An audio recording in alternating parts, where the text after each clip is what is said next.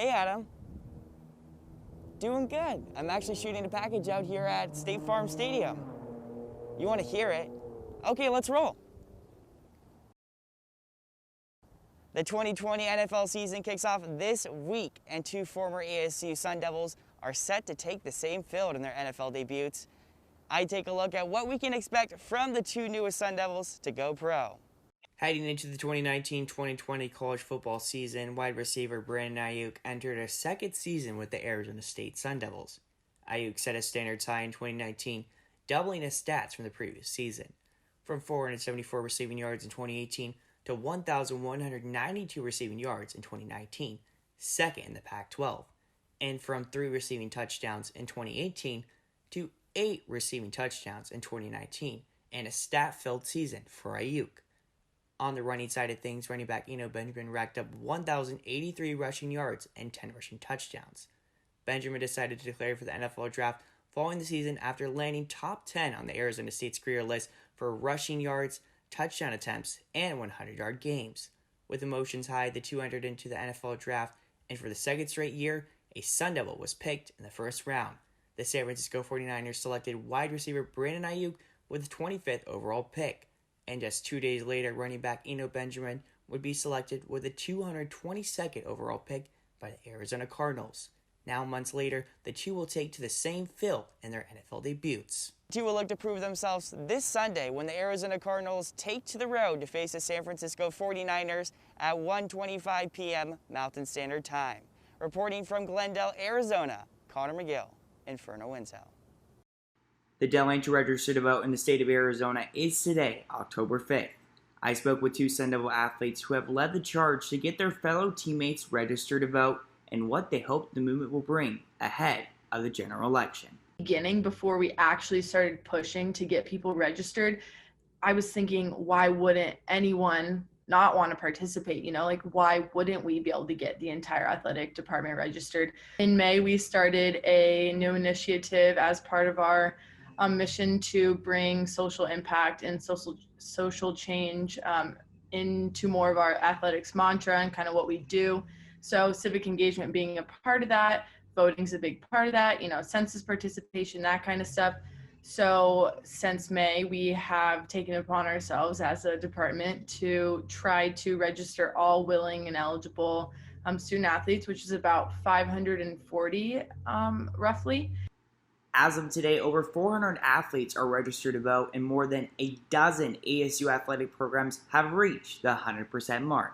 Definitely exciting to see. I wasn't expecting to see a full 100% of people voting or that were registered to vote, but just seeing that it's okay, we're making a difference. And something within that I really like within our athletic department, especially within the last few months since we started Sun Devils United, a lot of the athletes have been more receptive to the information that they have been receiving. So it's not just like, oh, it's a little flyer or this is a meeting that we're having and only a few people show up. No, athletes have been packing the meetings out. They've been engaging and asking questions. So the athletic department has really took a stance on we're here for you, an athlete, and what you want us to do, we will support.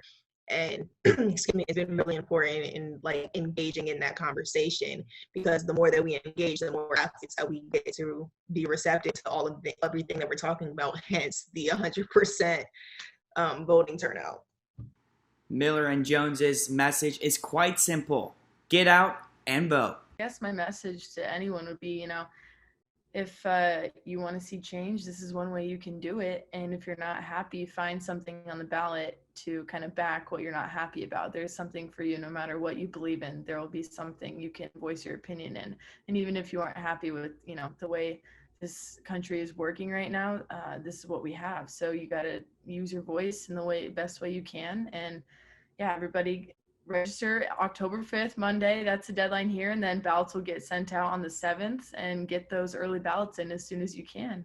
Make sure you're registered. If you're out of state, get an absentee ballot. That's what I'm doing. Know that your vote counts and that it matters. Don't think that one vote doesn't matter, because it does. That one vote can be the person that gets that person elected into office or not. So trust me, your vote matters. That's the one thing that I want people to. Again, the deadline to register to vote in the state of Arizona is today, October 5th. Reporting for Inferno Intel, Conor McGill. The COVID-19 pandemic might have stopped ASU athletics in the spring, but it did not stop construction right behind me. The multi-million-dollar project is set to benefit a handful of different entities here at ASU. I spoke with the head coaches of the ASU women's lacrosse and soccer team, as well as a representative from the facilities and operations department at ASU Athletics. This is just shy of a $15.4 million project, and it was scheduled to get started after the spring sports. We did get started a few weeks early because of COVID, and that the spring sports were put on hold, which is unfortunate for the sports, but it did help us with our schedule a little bit. It's about 15 and a half acres of new various fields that'll serve as a new location for varsity sports, women's soccer, lacrosse, as well as football, band, and other sports will get to utilize, as well as intramural activities will get to utilize these new fields. Already having stepped on the field, the team is impressed by the quality of the improvements. The quality of the surface, first off, is immaculate, and that all the credit there needs to go to our grounds crew. We're very blessed to have top class facilities and grounds people, and the quality of all the fields is top class. So we're very blessed there, and it's been a lot of fun. It's been a long time coming for us, and it was something that was spoken about before I got here, and now to finally enjoy them is fantastic. Like going out and playing on a fairway every single day. So to play on natural grass that's as well kept as this, it definitely creates some energy for our team, and we've seen that coming through with everybody, and it's been really exciting for us. So I would say that we have the best surface in the country without question. The new facility upgrades will not only get to be enjoyed by ASU student athletes, but rather students themselves at ASU. There's a huge space for intramurals that's right over in the same area as ours. There's the multi-purpose turf field, all of those things. Anytime you could kind of come together and create something as a unit, it's gonna pay off in the long run. I think you're gonna see a lot of support, across teams and across different, entities, which is really exciting and cool that the department was able to create that. Players and coaches are already enjoying the new upgrades to the facilities, and officials hope that once it's safe to go inside, fans will get to enjoy it as well. Reporting from Tempe, Arizona, Conor McGill, Inferno Intel. Another ASU sport to get excited for is cross country. Earlier this month, ASU Athletics announced the hiring of Patrick Henner as the new head coach of ASU cross country. I had the opportunity to chat with him about his hiring and more. First off, thanks for joining me today, Coach Henner, and a big welcome to ASU. I'm going to start things off with a big question here. In the past, ASU cross country has had its struggles, but with a new head coach, some are hopeful that itself may change. How do you hope to build this ASU cross country program, Coach? Coach Miller hired me, and one thing I'm really proud of is that, I'm concerned with the whole program. I'm the distance coach. That's who I'm in charge of on a daily basis. But, I want to help every single group on the team be better and help every single coach on the staff be better. That's something that really excites me about here, and I think I'll be able to have a really big impact on the whole program, not just the distance. Coach, you've only been here for a few weeks in Arizona itself. What has these past few weeks been like for yourself? A lot of people really don't get to see that side of the hiring process. What has it been like for you? It's been a bit of a whirlwind, obviously, and every once in a while overwhelming, but because you're trying to move, you're trying to get onboarded as an employee, you're trying to get up to speed coaching, but everything's starting to fall into place, and it gradually will more and more. And a big thing is just right now, I have a basic philosophy that I'm going to stick to, but then it's learning the training venues. Hey, where's the best place to do this type of workout? Where's the best place to run? And then just learning the individual, assets of the athletes, the student athletes.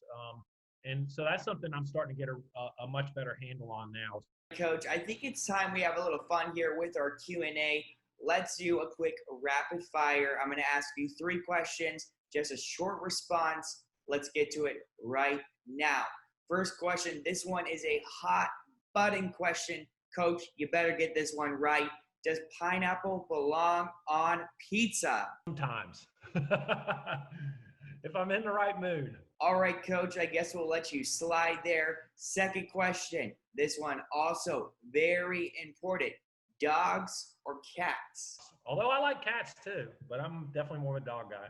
Wrapping up this rapid fire question session, I'm going to wrap it up with this one right here. I saw that you had Starbucks before the interview, and I'm going to ask this question. I'm in line at Starbucks, and I see you at the counter with the barista. Coach, what are you ordering? Medium cold brew, no room. But I admit, this time I went with pumpkin cream.